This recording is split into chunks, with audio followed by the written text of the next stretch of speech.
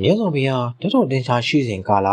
အမြုံမိမ၏လက်ချက်ဖြင့်မိမိကိုယ်ဝင်ပြတ်ကြောင်းလုံးကြံခြင်းကိုသိရှိပြီးဘဝအဆက်ဆက်အပြန်အလှန်လက်စားပြန်ချေကြပြီးဘုရားရှင်ကိုတော်တိုင်ဆုံးမဟောကြားတော်မူခဲ့သည့်ကာနိဘလူမဝတ္ထုအကြောင်းရန်ကိုရန်ချင်းမတုံလင်းနေဆိုသည့်ဇလံကိုကျွန်တော် share right မိုးတက်တယ်မှာဖတ်ပြပေးတော့မှာပဲဖြစ်ပါတယ်။ဟိုက်ရန်တို့မြည်သည့်လက်စားချေခြင်းဖြင့်မပြေငြိမ်းနိုင်ရန်တို့မမှုချင်းဖြစ်လာလျင်ပြေငြိမ်းနိုင်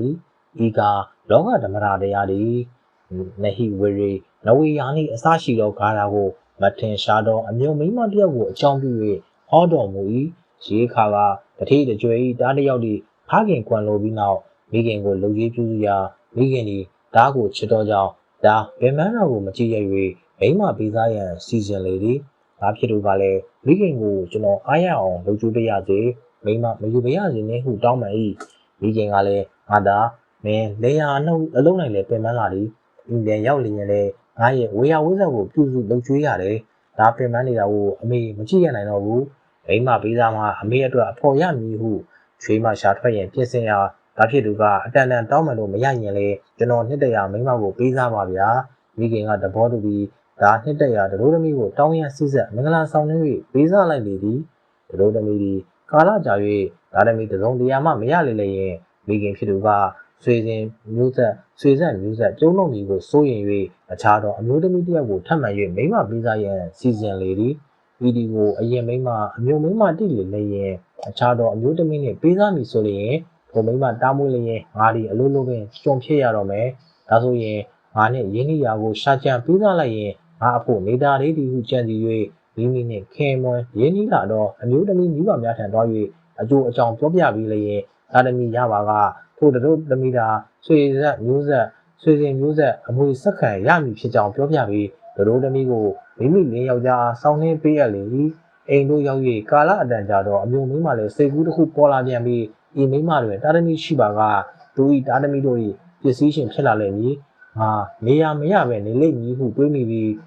ထိုမိန်းမငယ်အားတင့်ငယ်ကိုဝင်စစ်လျင်ငါ့ကိုအရင်ဆုံးအတိပေးပါဟုမှားကြားထားလိုက်၏မိန်းမငယ်လည်းတဘောယုမှတ်၍ကိုဝင်ရှိလျင်အကြောင်းကြား၏မိမမျိုးလဲထိုအမျိုးသမီးကိုဝင်ရတွေကိုတည်၍အစာထဲတွင်ကိုဝင်ပြအောင်အစိတ်ခတ်လိုက်လေသည်ဒုတိယအကျင့်ကိုဝင်ရှိပြန်သောအခါသဘောရိုးဖြင့်ပြောပြပြန်သည်ထိုနည်းတူသောအစာတွင်စိတ်ခတ်ကျွေး၍ကိုဝင်ပြက်ပြန်၏ကိုဝင်နှစ်ကြိမ်ပြက်ကြောင်းကိုလုံနီးချင်းတို့တိလေလျင်ဒီအဖြစ်သည်မယိုးသားဟုယူဆ၍မိမငယ်ကိုမေးကြတော့အမျိုးမိမကကိုဝင်ရှိလျင်အကြောင်းကြပါဟုမှားကြကြောင်းပြောပြတဲ့ဖြင့်မိမမျိုး၏အကြံကိုအိမ်နီးချင်းများထိကြပြီးနောက်တစ်ကြိမ်ကိုဝင်ရှိလျင်ကိုအမြုံမိမအားအတိမပေးပဲထားရန်အကြံပေးကြလေ၏တတိယအချိန်ကိုဝင်ရှိသောအခါမိမငယ်သည်မပြောဘဲနေ၏မိမမျိုးမတိရပဲကိုဝင်ရင့်လာမှတိရသောအခါငါ့ကိုဘာကြောင့်မပြောတနည်းဟုမေးလေတော့ငါပြောမိ၍ငါကိုဝင်နှစ်ကြိမ်တိုင်စိတ်ခက်ဖြက်စီးသောကြောင့်မပြောဘဲနေသည်ဟုဆိုလေ၏မိမမျိုးလည်းနေနှင့်အုံဘောဟုကြိတ်၍ကြံနေလေသည်ဒီနေ့အလစ်တွင်အစာသေးတို့ကိုဝင်ပြက်စီသောဈေးကိုခတ်ကျွေးလျာကိုဝင်ရင့်လာမှစိတ်ခက်မိသည်ဖြင့်တရေသည်ဝမ်းတွင်၌ပြက်လေသည်ဖြင့်မိမငယ်မှာမချိမဆက်တေငယ်စောနှင့်မျောနေရခိုက်တွင်ငါဤဘဝမှာတေးရတော့နောက်ဘဝ၌သူဤသားသမီးတို့ကိုဖျက်ဆီးနိုင်လို့ဖြစ်ရပါလို့ဤဟုဆုတောင်းပြီးကွယ်လွန်လေရာဤအိမ်၌ပင်ကြောင်ဘဝတို့ရောက်သွားရလေသည်လင်ဖြစ်သူတကြွေသားလေဤအကြောင်းကိုတိတိလေရင်ငါ့ကိုမျိုးဆက်ပြောအောင်လုပ်လေသည်ဟုအမျိုးမောက်ကိုထူထောင်ရိုက်နှက်လေရာမကြမီပင်ဤတံဖြင့်ပင်တေခဲ့၍ဤအိမ်တွင်ကြက်မဖြစ်လေ၏ကျမကဥဒမြတို့ကိုကြောင်လီစားတော့၏လုံးချိန်မြောက်ကျက်ဥတို့ကိုစားပြီးတော့အခါကျမသည်နောင်ဘဝတွင်ကြောင်မလေးတော့ကတာသမီများကိုစားရပါလို့ဤဟုဆုတောင်း၍တည်ပြန်၏ကျမသည်တတိမဖြစ်၍ကြောင်မတည်တော့အခါတမင်မဖြစ်ပြန်၏တမင်မဖွာလီတိုင်းတတိမသည်လာ၍စားပြီးလုံးချိန်မြောက်လျင်တမင်ကိုပါစားလေတော့သည်တမင်မသည်ဆုတောင်းပြန်၏တမင်မဘဝမှာတည်လုံသောအခါဘလူးမဖြစ်၍တတိမသည်တာဝတိဒီတွင်တူသောအမျိုး၌အမျိုးသမီးအိ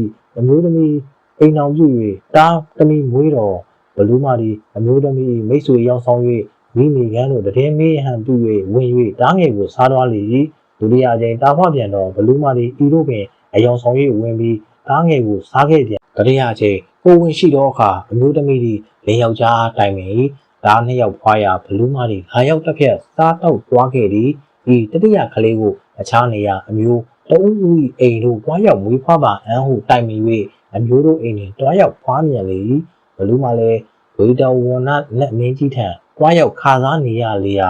လွတ်တည်နေတဲ့ပြိုင်နဲ့ပြေး၍လာပြီးလူအတွင်ဖြင့်တငယ်ချင်းမှဘယ်တွားတနည်းဟုမေးတော့အိမ်လူချင်းတို့ကကလေးနှစ်ယောက်ဘလူးစားခံရ၍တတိယတောင်းကိုအမျိုးများအိမ်တွင်တွားရောက်ဖွားမြင်ကြောင်းပြောပြရာအိမ်ဒရီပင်မဆောင်နိုင်ပဲမြို့လေလမ်းမမှာပြေးလိုက်၍တွားလေတော့သည်ကလေးမိခင်ဒီလည်းကလေးကိုခေါင်းစည်းမင်္ဂလာအမည်ပေးခင်မွန်းတက်မင်္ဂလာပြုပြီးတော့မိမိတို့အိမ်တို့ပြန်ကြအန်းဟုခင်မွန်းလင်ကိုတိုင်ပင်၍ကလေးကိုပုတ်ချပြီးမြတ်စွာဘုရားကျောင်းတော်ကိုဖျက်၍အိမ်တို့ပြန်ကြ၏ရေကန်တစ်ခုကိုတွေ့လျင်မိမသည်ဓာငယ်ခင်မွန်းအားပေး၍ကျောင်းရေကန်တွင်ရေချိုးပြီးဓာငယ်ကိုပြန်ယူ၏ခင်မွန်းလင်ရေချိုးဆင်း၍ဓာငယ်အားဝိုးကြိုတိုက်နေစဉ်အဝေးမှလူရောင်ဆောင်၍လာတော့ဘလူးမ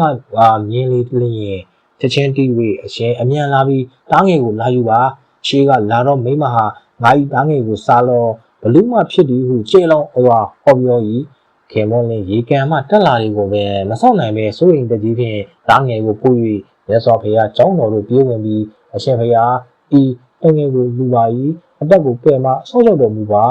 ကလေးအားမြတ်စွာဘုရား၏ခြေတော်ရင်း၌ခြာထားလေ၏ဘလူးမသည်တကားမုံ၌ဆောင်းတော်သူမနာနတ်ကတားမြစ်၍ဝင်ဖို့မရတဲ့ဖြင့်တကားဝ၌ရက်နေလေ၏ဘုရားသခင်ကจิตအာနန္ဒာဘလူးမကိုခေါ်ချေလောဟုမိန့်တော်မူအာနန္ဒာအရှင်လည်းဘလူးမအားမြတ်စွာဘုရားအမိန့်တော်ဖြင့်ခေါ်ဆောင်ခဲ့၍ရှေ့တော်သို့ရောက်လျင်ရက်နေတော့ဘလူးမအားအတင်တို့သည်ငါဖျားနှင့်မတွေ့လျင်မွေနှင့်မွေပါကြီးနှင့်ခင်ဖုတ်တို့ကဲ့သို့ကဘာပလုံးမဆုံးမချင်းရန်ညိုးဖွဲ့ခြင်းဖြစ်ရ၏ဟုဆုံးမတော်မူကားဤလောက၌ရန်တုံမှုတစ်ဖြင့်ရန်တို့သည်တယံတဆင်းများမပြောက်ပြက်ကုန်ရန်တုံမမှုတစ်ဖြင့်ငြိမ်းပြောက်ကုန်၏ဤတို့ရန်တုံမမှုတစ်ဖြင့်ငြိမ်းခြင်းသည်အစဉ်အလာသဘောတထောဓမ္မတာတရားပင်သည်ဒီတနာတော်၏အဆုံး၌ဘလူးမသည်ဒေါတာပတိဖို့၌ပြီးလေသည်ဓမ္မပဒယမကုတ်ဝ၄ခုမြောက်ကာနီဘလူးမဝတ္ထုပြီးပါပြီခင်ဗျာ